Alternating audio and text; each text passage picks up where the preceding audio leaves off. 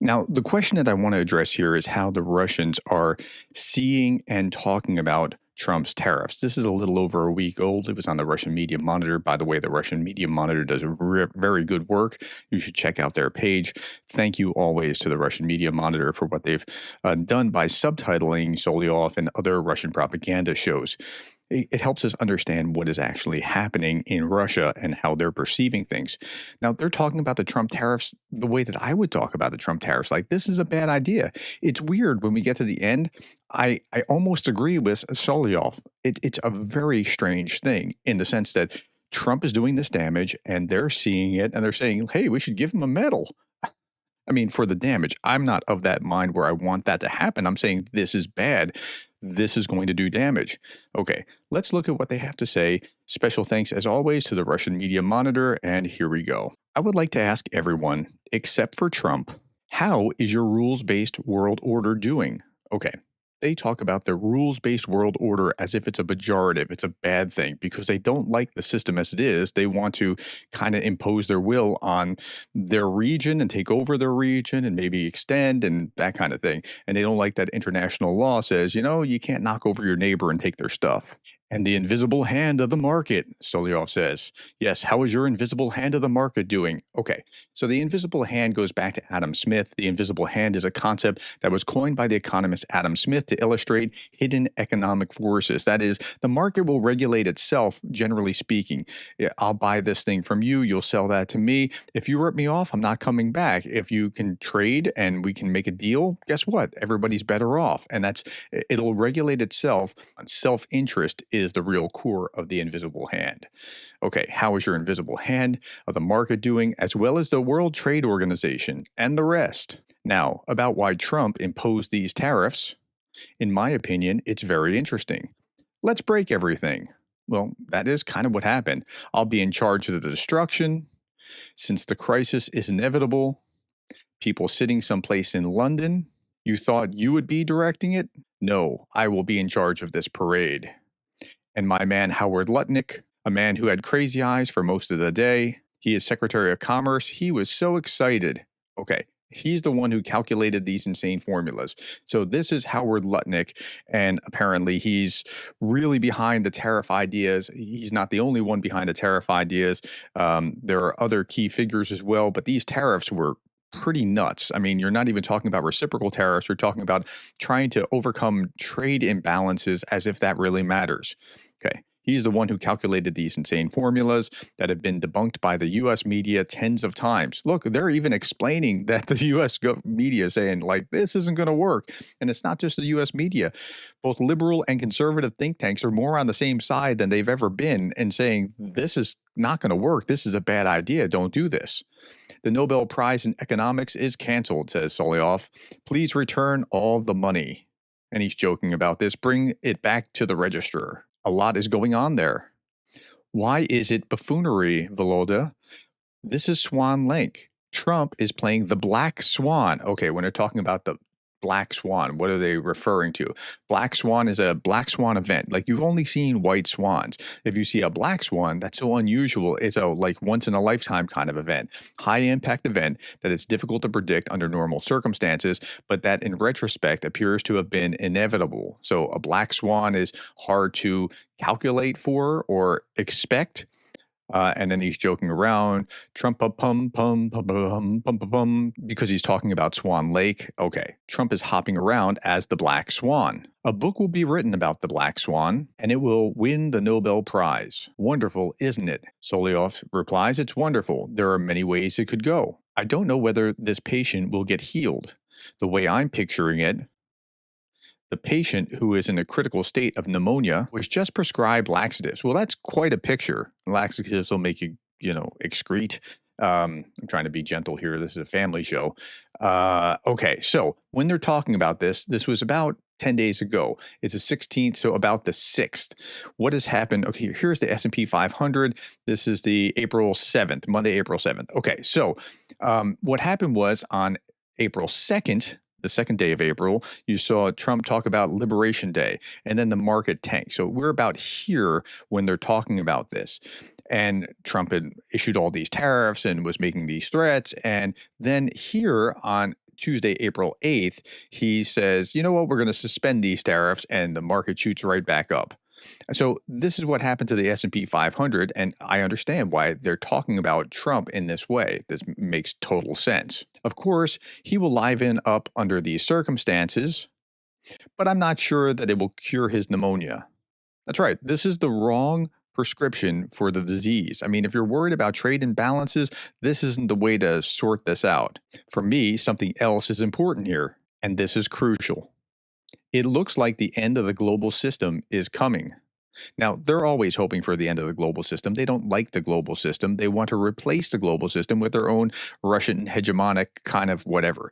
But they blame the U.S. for being the hegemons of the world. The U.S. is protecting the global system. That no doubt, that's what they have been doing. But that's not the same thing. The global system, that is about 50 years old, it was formed after meetings in Jamaica in 1975. Okay, so what are we talking about?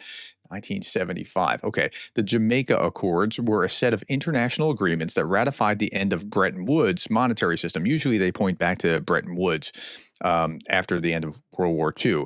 They took the form of recommendations to change the Articles of Agreement that the International Monetary Fund was founded upon.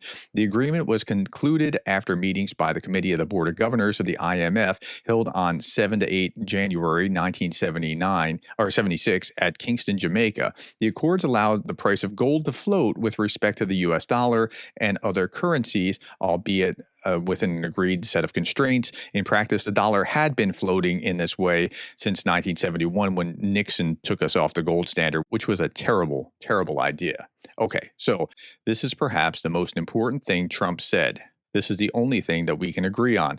Yeah, so here they're saying that they agree with Trump that the international order as it exists has come to an end. That's what Russia's perception of what Trump has been doing is. That should scare you. And if you think that all my talk about tariffs, I keep talking about tariffs are important.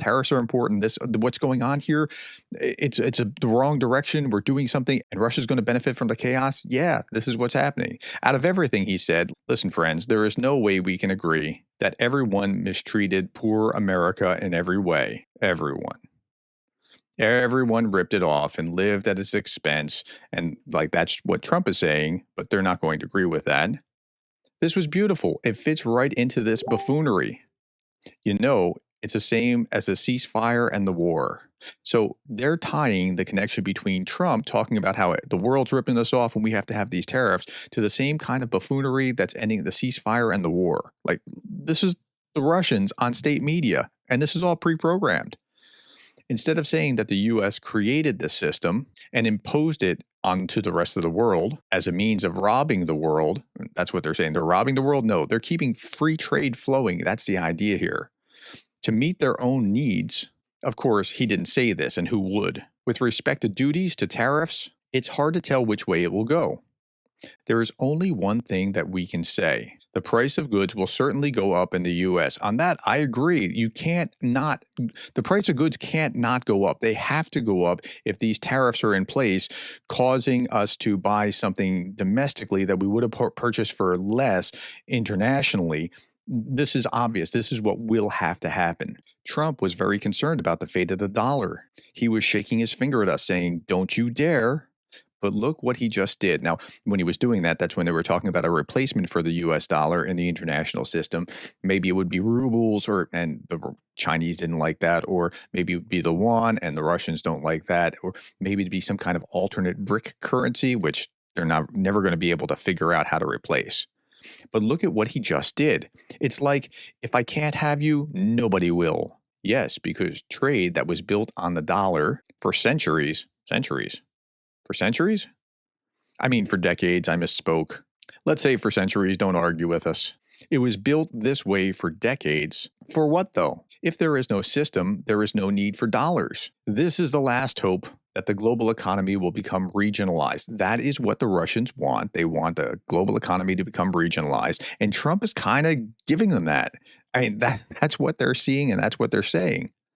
Trump seems to be looking in this direction. Greenland, Canada, another piece of the land bridge to South America, and then they can isolate themselves. And Mount Rushmore.